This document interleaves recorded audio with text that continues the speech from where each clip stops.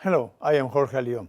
This video has been awarded first prize of the ESCRS video competition this year. The title of the video is the DMEK Kite. DMEK is the most important advance in corneal transplantation in cases with endothelial cell decompensation made in the last 20 years.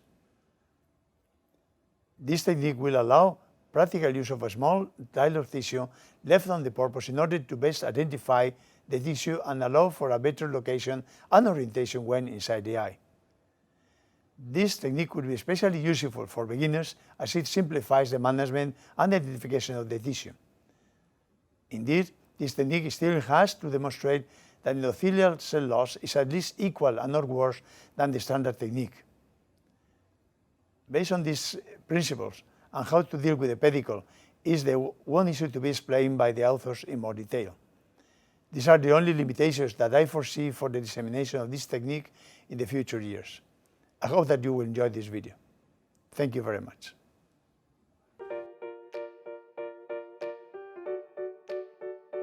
The DMEK Kite. The author has applied for a provisional patent on the product described in this film. DMEK surgery is a no-touch procedure. In the ideal procedure, the thin decimate endothelial scroll is oriented correctly, centered, and unrolled. Finally, gas is introduced to hold the graft in place. However, being a no-touch procedure, DMEK surgery can frustrate surgeons by lack of control. The graft may be oriented incorrectly.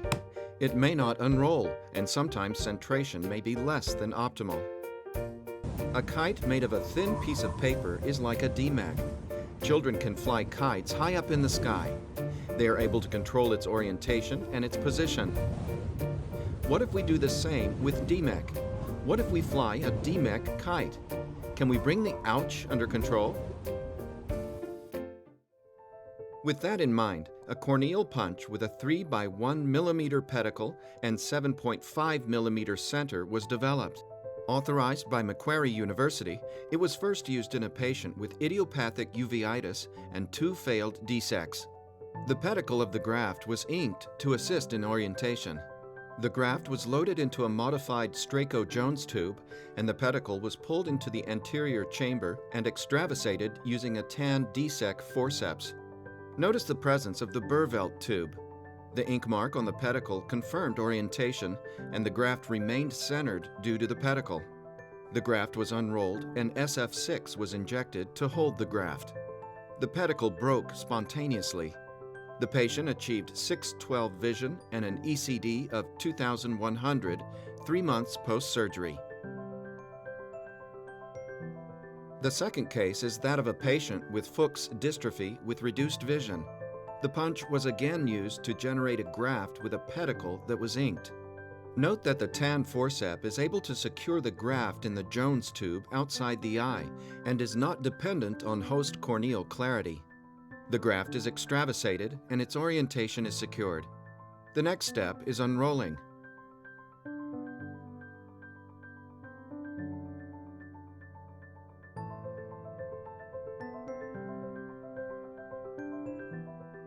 The graft does not open easily until the tail is pushed back in. The next step is centration. The final step is holding the graft in place with gas. The patient achieved 6/9 vision and an ECD of 1,900 3 months post-surgery. The third case is also that of a patient with Fuchs dystrophy. The DM endothelial complex is peeled and replaced.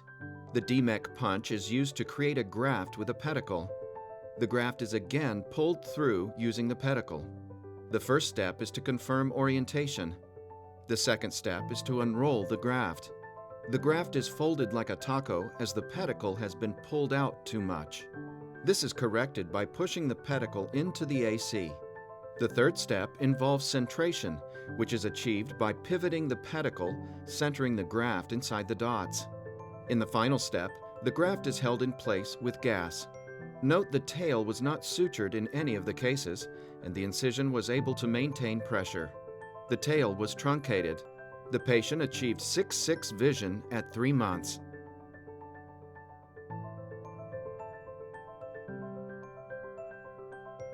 Not all cases go to plan. In this fourth case, despite uncomplicated surgery, the cornea did not clear. The graft appears to be detached everywhere except where the pedicle enters the stroma. Although the graft cannot be visualized through the swollen cornea, one was confident of the graft orientation at primary surgery, and therefore rebubbling was undertaken. A needle is inserted deep into the tail so as to ensure that gas is injected under the graft. Then, a second incision is made to relieve pressure before injecting more gas. The postoperative OCT shows that the graft is attached, and the patient rapidly recovered vision. In a further development, we've improved the punch design by adding an orientation notch. This reduces the need for graft stamping and possibly reduces the chance of endothelial loss from such maneuvers. Note that the notch has been placed some distance away from the pedicle. In the event the pedicle breaks, the surgeon can still use the notch for graft orientation inside the eye. Also note the notch's asymmetric shape, which helps distinguish it from the surrounding graft curvature. This feature is particularly useful when the graft is rolled up inside a Stryko-Jones tube, and the notch then helps with injector orientation. In this fifth case, a patient with Fuchs dystrophy received a graft with a pedicle and an asymmetric notch. The graft is pulled through with forceps while maintaining correct orientation.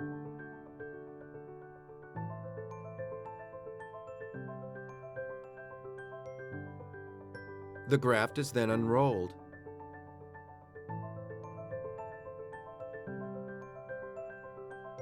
The pedicle appears to be pulled out too much, causing it and the adjacent graft to have rolled edges. The pedicle is pushed back in, enabling unrolling and better centration.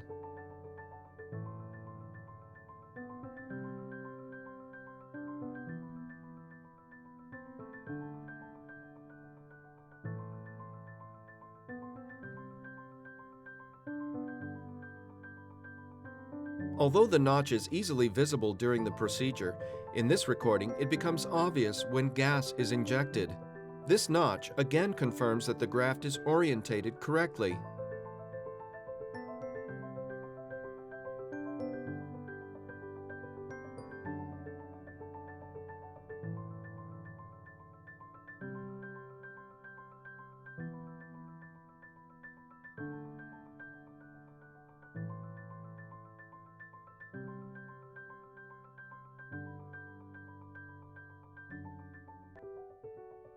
The tail is truncated at the end of the case.